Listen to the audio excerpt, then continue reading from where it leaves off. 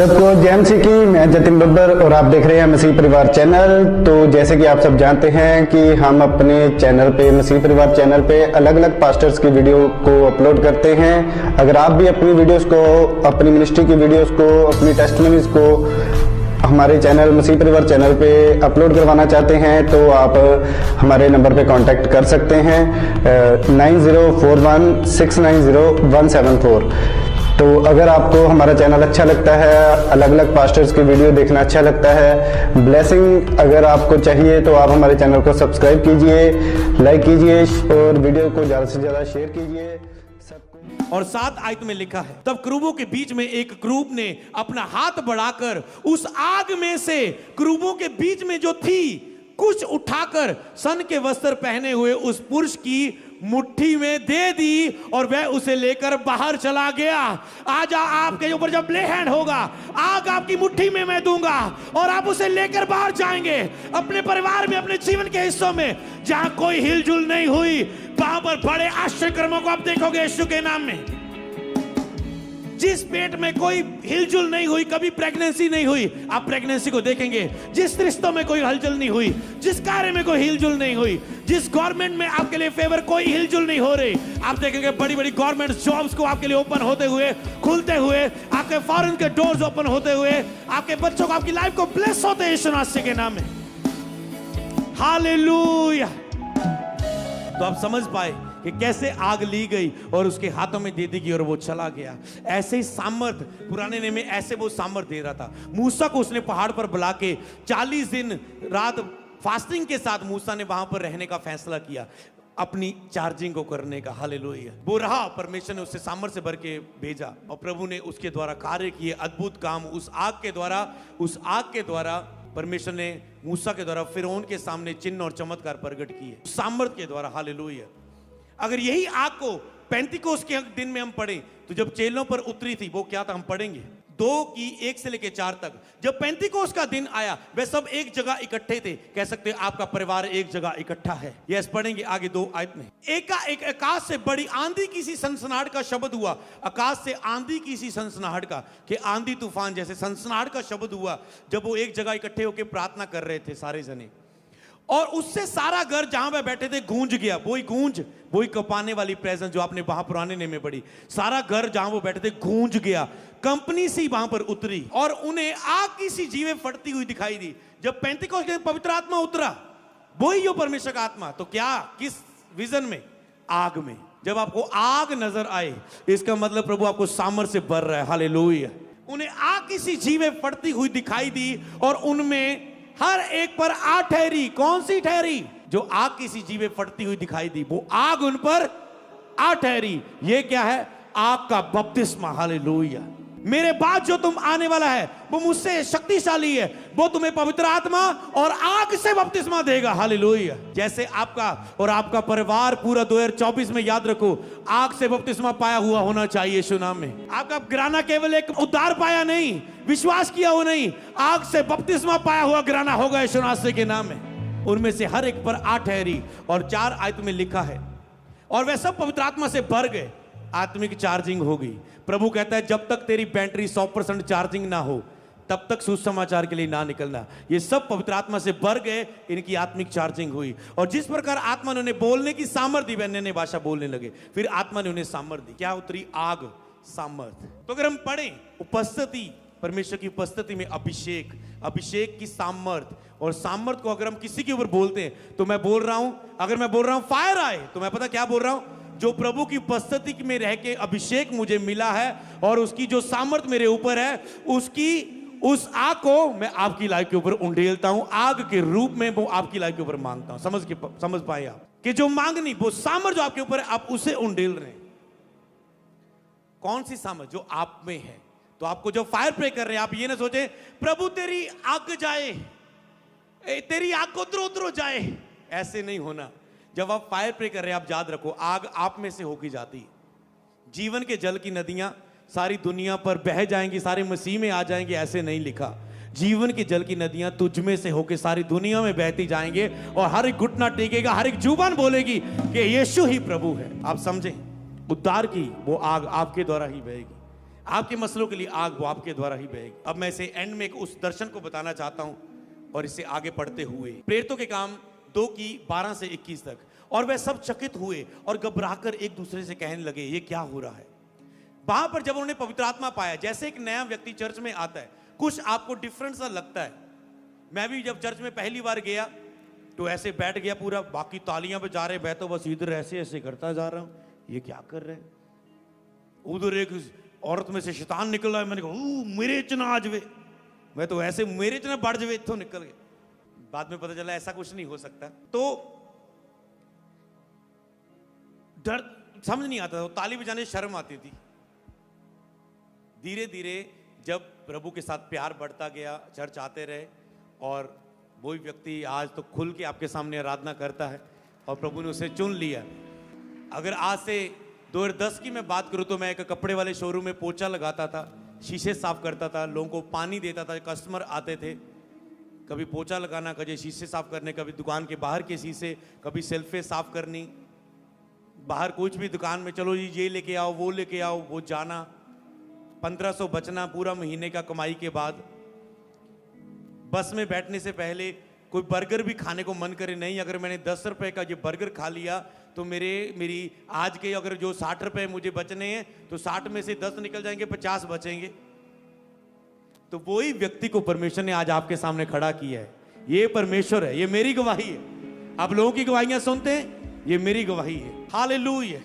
तो परमेश्वर ऐसे बड़े बड़े अद्भुत कार्य करता है हमारे बीच में। हालेलुया। आप जब देखते वो घबराकर एक दूसरे से कहने लगे ये क्या हो रहा है, जब वो आत्मा से भर गए। आज जब आपको जो नए लोग आए, मैं आपको बताऊं, जो यहां पर कई लोग दुष्ट आत्मा से आजाद होते हैं, जो शैतान ने उनकी लाइफ में बीमारियां दी होती, वो शैतान निकलता है।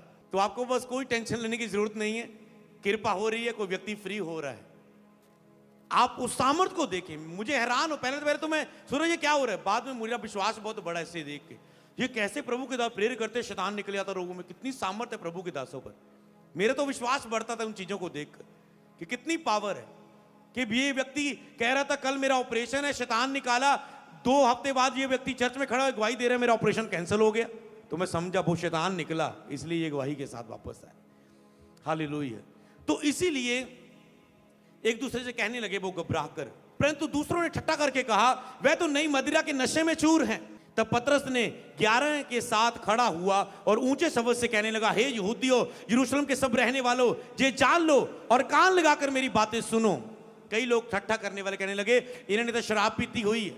जब आपको एक व्यक्ति पवित्र आत्मा से परिपूर्ण व्यक्ति लग रहा है कि वो आत्मा में नाच रहा है, गा रहा है, चिल्ला रहा है, प्रभु के प्यार से भर रहा है, अपनी परवाह नहीं कर रहा है कोई भी, क्योंकि वो आत्मा में आ गया। शरीर में रहते आप शर्माते हैं प्रभु की आराधना करने में, जब आप आत्मा में आते तो आप खुल के परमेश्वर की महिमा करते हैं, प्यार करते हैं, परमेश्वर से बढ़ते हैं। आप जब सामर्थ प्रभु की टच करती है आप गिर जाते, खड़े भी नहीं रह पाते उस सामर्थ के साथ। कई नए लोग आए, उन पर हाथ रखा गया, वो नीचे गिर गए। क्यों? क्योंकि वो शक्ति है प्रभु की, वो सामर्थ है जो बीमारों को चंगा करती है। यहाँ पर वो पावर है जो आपके पाप से आपको आजाद करती, नशे, व्यभिचार, गंदे कामों से, गलत रिलेशनशिप से आपको बाहर निकालती। वो सामर्थ है परमेश्वर की। हालेलुया। और जब उन्होंने कहा इन्होंने तो पी रखी हुई है, तो जब फैमिली प्रेयर आपको कर रहे हैं, कई बार आपको फैमिली का कोई व्यक्ति पवित्र आत्मा से भरता है, वो परमेश्वर की सामर्थ्य है जो उसके जीवन में आती। हे यहूदियों, हे यरूशलेम के सब रहने वालों, तुम जान लो और सुनो। कहते जैसा तुम समझ रहे हो ये लोग नशे में नहीं, क्योंकि अभी तो पहर ही दिन चढ़ा हुआ है। कहता अभी तो दिन का समय, ये नशे में नहीं है। तो उन्हें एक्सप्लेन किया पवित्र आत्मा के भरे जाने को। क्या है पवित्र आत्मा से भरा जाना? परंतु ये वो बात है जो जोएल भविष्यवक्ता के द्वारा कही गई थी। परमेश्वर कहता है कि अंत के दिनों में ऐसा होगा, मैं अपना आत्मा सब मनुष्यों पर उंडेल दूंगा। प्रभु ने कहा अंत के दिनों में वो जो मेरी आग मेरे पास रहती है, वो जो केवल दासों भविष्यवक्ताओं के साथ ऊपर मैं देता था, सब पर नहीं, जाजक ही पवित्र स्थान में जा पाते थे, वो आग जो केवल चुने हुए लोगों को ही मिलती थी। कई बार प्रभु ने कहा मूसा इन सबको बाहर रख, इस पर्वत पर लेके ना आना, क्योंकि ये जीवित नहीं रहेंगे, ये मर जाएंगे अगर मेरी उस आग के, मेरी सामर्थ के सामने। मैं इतना शक्तिशाली महान परमेश्वर हूं, लिखा है परमेश्वर को कोई देख नहीं सकता। मूसा को प्रभु ने दर्शन दिया तो कहा मेरी पीठ को तो तू देख सकता है जाते समय, पर अगर मैं सामने तुझे दर्शन दूं, मेरे ऊपर इतना प्रकाश है तू जीवित नहीं रह सकता इंसान, परमेश्वर ने कहा। तो इतनी प्रभु ने कहा बहुत सामर्थ्य जो मेरे जीवन में पवित्र आत्मा के द्वारा, अब आप उसे ले सकते हैं। कहता है पवित्र आत्मा के अंत के दिनों वो सामर्थ सब मनुष्यों पर उंडेल दूंगा। और यहां पर परिवार के लिए बात की गई। पिछले हफ्ते मैंने एक टीचिंग दी थी कि पति ऐसे रहे, पत्नी ऐसे रहे, बच्चे ऐसे रहे, माता पिता बच्चों के प्रति ऐसे रहे, और एंड में वो प्रार्थना करे। ये वचन आया था। यहां पर जब आत्मा उंडेलने की बात की, कहते सब पर उंडेल दूंगा, तो ऐसा होगा। और तुम्हारे बेटे और तुम्हारी बेटियां भविष्यवाणी करेंगे, बोले आमेन। उसने कहा जो तुम्हारे बेटे, मान लो हस्बैंड वाइफ से प्रभु कह रहा है, जो तुम्हारे बेटे और बेटियां हैं वो भविष्यवाणी करेंगी। और तुम्हारे जवान है जो, वो दर्शन देखेंगे यीशु नाम में। जो आत्मा में पूर्णीय हैं वो स्वप्न देखेंगे। तुम दर्शन देखोगे, तुम स्वप्न देखोगे। जब तुम आत्मा में बढ़ोगे, आत्मिक उन्नति में, तुझे स्वप्न और दर्शन के द्वारा प्रभु बात करना शुरू कर देगा। जब आत्मिक उन्नति तेरी होगी, तुम्हारे बेटे बेटी भविष्यवाणी करेंगे। लास्ट हम हमारी प्रेयर की थी, लास्ट टीचिंग की, आत्मिक आंखें खुलने से आत्मिक उन्नति। जब आपकी आत्मिक आंखें खुलती है, आपको दर्शन आते हैं। तो मैंने कहा इसी में चलना है, और मैं आपके लिए एक दर्शन लेके आया हूं उसी आत्मिक आंखों से। हालेलुया। तो तुम्हारे बेटे बेटियां भविष्यवाणी करेंगे, जवान दर्शन देंगे, तुम्हारे पूर्ण स्वप्न देखेंगे। आगे लिखा है, पर मैं अपने दासों और दासियों पर भी उन दिनों अपनी आत्मा में से उंडेलूंगा, वह भी भविष्यवाणी करेंगे। हालेलुया। वो सबको भरने की बात कर रहा है। यस। और मैं ऊपर आकाश में अद्भुत काम और नीचे धरती पर चिन्ह, आकाश में अद्भुत काम दिखाऊंगा, धरती पे चिन्ह दिखाऊंगा, अर्थात लहू और आग। क्या बात आई? आग, लहू और आग और धुएं का बादल दिखाऊंगा। लहू और आग और धुएं का बादल दिखाऊंगा। वही आग की बात कर रही है। यस। प्रभु के महान और तेजस्वी के दिन आने से पहले सूर्य अंधेरा हो जाएगा, चंद्रमा लहू हो जाएगा। जब मैंने ये वचन को पढ़ा, सुबह मैं से पढ़ रहा हूं, ये वचन मेरे सामने आ गए, आग के बारे में पढ़ रहा हूं, और आगे प्रभु ने पढ़ते कहा। और जब मैं यहां पर पढ़ने लगा, और अचानक से एक प्रेजेंस मुझ पे उतरी, और रात का दर्शन मुझे याद आया कि प्रभु के आने से पहले सूर्य अंधेरा हो जाएगा और चंद्रमा लहू सा हो जाएगा। मतलब जो प्रभु ने रात को यीशु के आगमन का, मैंने यीशु के आने का दर्शन देखा मैंने। और जब मैंने रात को देखा, सुबह जब मेरे वचन का एंड हुआ, इसके बाद मैंने कोई बाइबल नहीं पढ़ा वचन। और यही मेरा लास्ट वचन, जो मेरा टॉपिक का हिस्सा नहीं था, पर मैं इसमें आगे बढ़ता गया, आत्मा से भरने से क्या होता है। जब पहुंचा तो प्रभु का महान और तेजस्वी दिन आने के दिन के पहले सूर्य अंधेरा हो जाएगा, चंद्रमा लहू सा हो जाएगा। और 21 आयत में लिखा है, और जो कोई प्रभु का नाम लेगा वो उद्धार पाएगा।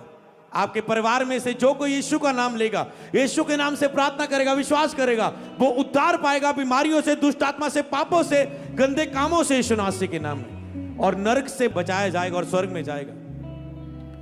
जो कोई, तो प्रभु के आगमन की बात कही कि प्रभु के आने से पहले ऐसा होगा। रात मैंने क्या सपना देखा कि मैं यहां पर खड़ा हूं और एक दीवार के ऊपर जाए खड़ा गया, और प्रभु की दासी भी उस समय ऑनलाइन मीटिंग देख रहे थे।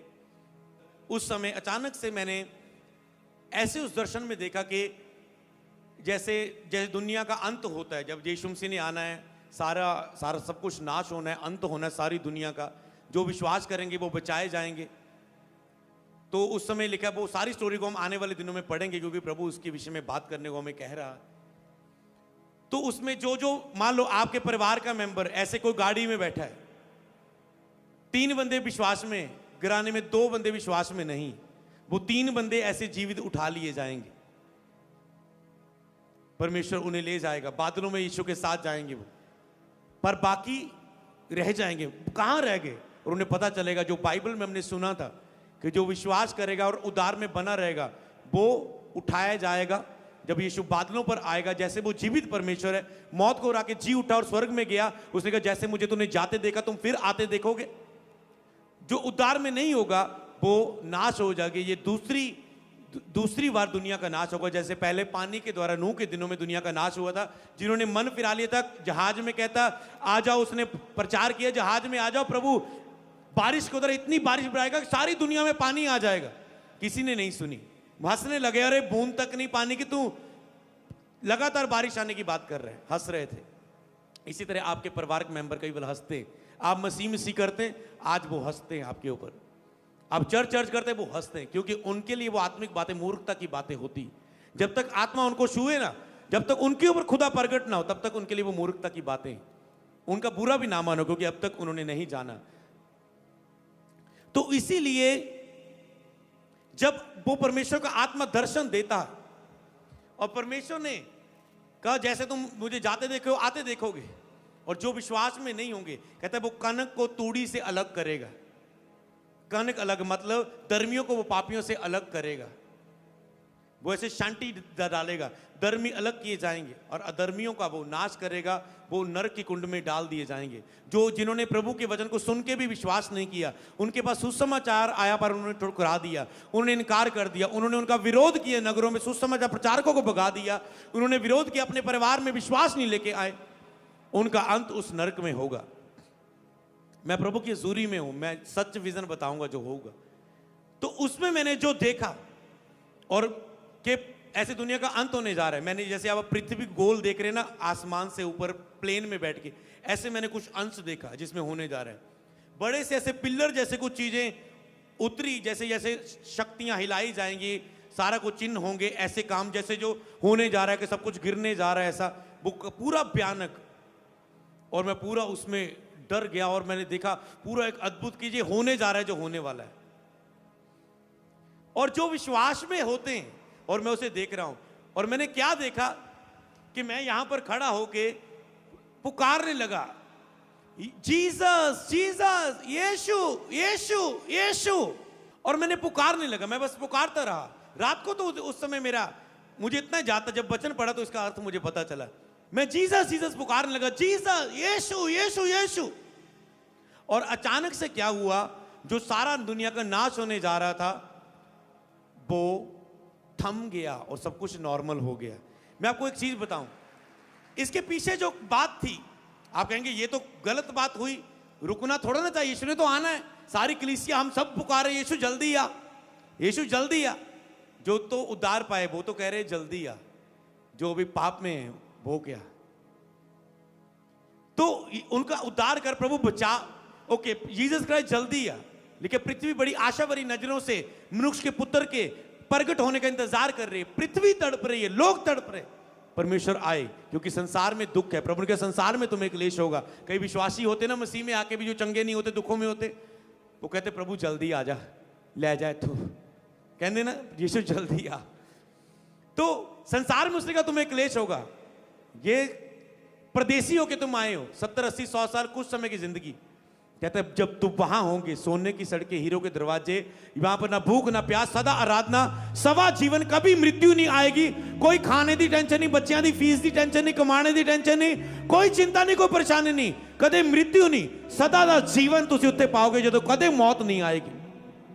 और नरक दे विच भी जो जाएंगे उत्थे भी मौत नहीं आएगी। आग जलाती जाएगी, आग जलाती रहेगी, कीड़ा खाता रहेगा, वहां का बंदे को काटते रहेंगे एक एक अंग को, पर बंदा मरेगा नहीं। उस आत्मा के साथ ऐसा व्यवहार वहां पर होगा, बाइबल में लिखा है।